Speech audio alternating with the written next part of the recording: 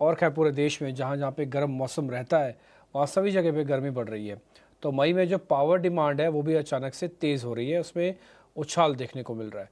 मांग में तेज उछाल के कारण सरकार इमरजेंसी प्लान तैयार कर रही है। खबर पूरी डिटेल लेके हमारे साथ प्रकाश प्रियदर्शी हैं। प्रकाश जी बता दीजिए कैसे सरकार की प्लानिंग चल रही है इस पे। देखिए, मई के महीने में पावर डिमांड में अचानक से तेजी आई है।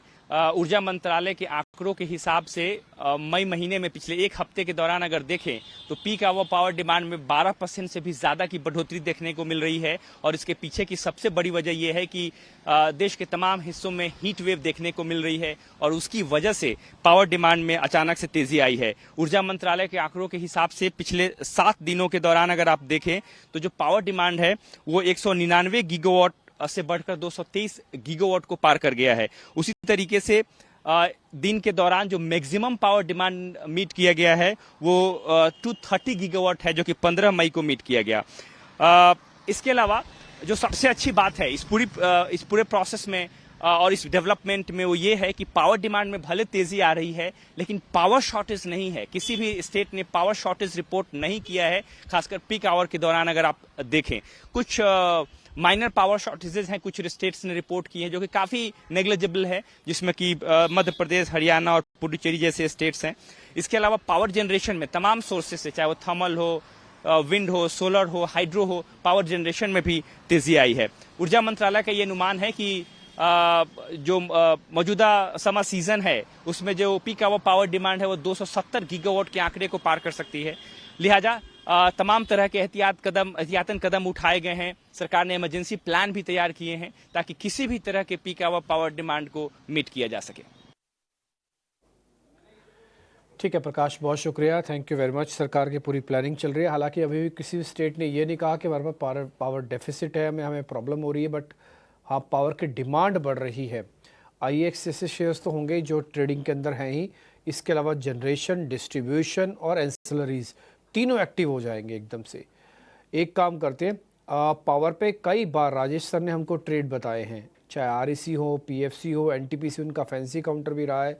राजेश सर, आपके पावर वाले स्टॉक्स की जो एनालिसिस होता है काफ़ी बढ़िया रहता है और काफ़ी अच्छे से हिट भी हुआ है। आरईसी भी आपने बताया था, आज भी अच्छा चल रहा है। जरा मेरे को बताइए आपकी स्टडी कौन से शेयर्स पे आके रुक रही है, स्पेशली पावर वाली बास्केट में सर? देखें तो काफी पावर रिलेटेड स्टॉक्स पे मोमेंटम बना है, जिसमें कि अगर हम देखें लार्ज कैप में जाएं तो टाटा पावर में भी एक अच्छा मूव बना है पोस्ट अर्निंग और स्टॉक कंफर्टेबली 400 के ऊपर सस्टेन कर रहा है। तो ये स्टॉक को भी बाइंग साइड पे रखा जा सकता है। स्टॉक में एक अच्छा मूव देखने को मिला पिछले 2-3 हफ्ते में और स्टॉक एक अप स्लोपिंग चैनल में ट्रेवल कर रहा है। टाटा पावर में भी हमारा व्यू बुलिश है और हम एक्सपेक्ट कर रहे हैं ये स्टॉक 415 420 की तरफ बढ़ते हुए दिख सकता है। वही अगर हम देखें तो छोटे स्टॉक्स में अगर देखें तो एफ एंड यूनिवर्स में एसजेवीएन, सतलज जल विद्युत निगम में भी आज एक अच्छा ब्रेकआउट बनते हुए दिखा। स्टॉक अब कंफर्टेबली 100 डे मूविंग एवरेज के ऊपर सस्टेन हो रहा है। तो ये स्टॉक को भी रडार पे रखा जा सकता है। यहाँ पे भी हमें लगता है 108 110 की तरफ मूव आते हुए दिख सकता है। आरईसी में अभी देखें तो जरूर एक लोअर साइड से पुल बैक बना है, बट अभी हमें लगता है जो इसका मेजर सप्लाई जोन बने हुए करीब 410 415 की जोन में बने हुए, जब तक ये वो लेवल को क्रॉस नहीं करता थोड़ा यहाँ पे साइडवेज कंसोलिडेशन रहेगा। बट हमें लगता है Tata power, CSC, SJVN, NHPC ये स्टॉक्स पे अभी फोकस रखना चाहिए। यहाँ पे टेक्निकल स्ट्रक्चर नियर टर्म के हिसाब से काफी बेहतर लग रहे हैं।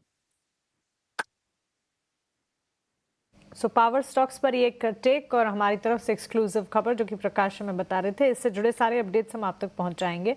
लेकिन पावर डिमांड में लगातार बढ़ोतरी जो कि पावर इक्विटी मार्केट में पावर स्टॉक्स के लिए काफ़ी हद तक फायदेमंद होता हुआ नजर आ रहा है। इस